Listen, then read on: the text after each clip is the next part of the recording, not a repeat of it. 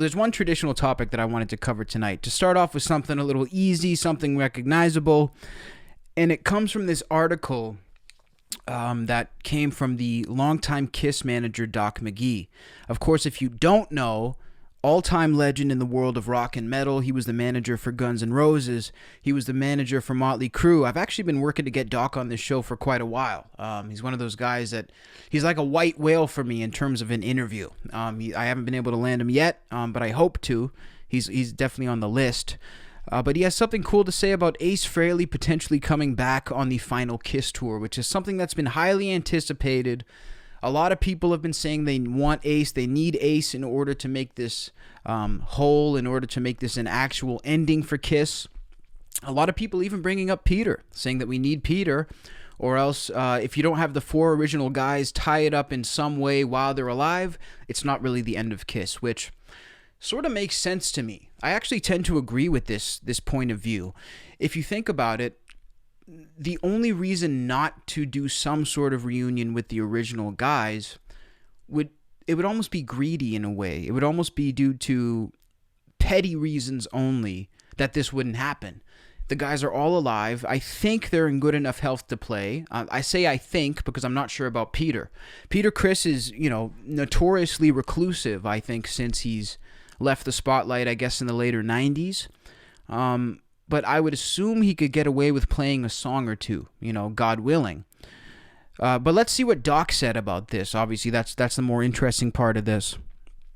Brand new interview Doc did with Rob School of Music. Got to give credit where it's due. I hate when people quote my articles and don't give me any credit. On the topic of Ace and Peter rejoining the band at some point, he says, all the things are possible. We never say never about anything. We just know that we want to give the people the best show in the world to go see. And my philosophy on all my bands has always been, if you're the very, very best at what you do, people will come and see you. And if you're not, they will go see the very, very best. Fucking simple, says Doc, which is a great quote. It reminds me of a quote that I saw from Elon Musk, which was, if you're in a competitive field that's highly competitive, you can't just be 60% better than the competition. You can't be 75% better. You got to be 99 to 100% better than the competition in order to survive. And I think that that's one of the reasons why Doc has had such a long-standing career in this business. There's not many managers, I can probably count them on two hands, that are notorious from the 70s and 80s on until now. Very rare to find a guy that makes himself known in the same sentence as the artist. It's not common, so can definitely see where Doc gets his staying power from. So he says, so what do we do with KISS? We do a show that whether you like KISS or not, whether you're a KISS fan or know one song, you want to go see this show because it's an amazing, entertaining show, which I would agree with. He continues, KISS is Cracker Barrel. There are 4 generations that come to eat at our house every day, and we cherish that.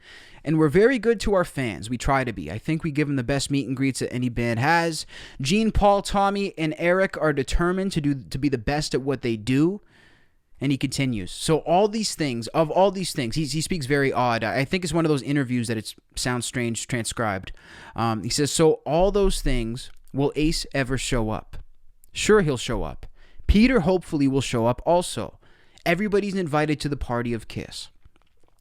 Now, this is a far cry from what the typical narrative has been, which if you're not familiar, the typical narrative has been, I don't want to do my Gene voice, but I might pull it out. Ace and Peter had their chance. They ran their course with the band. They were given two opportunities is basically been the narrative, and they fucked it up. So basically, screw Ace and Peter has been what they've said for years. This sort of makes me think, is this a thing of... And I'm not trying to be disrespectful. What I'm trying to do with this comment is simply be aware of how life progresses and sometimes works. Maybe it's a thing of with older age, they've become a little less petty, maybe a little softer towards one another. Because I correct me if I'm wrong. I haven't reached that point in my life yet.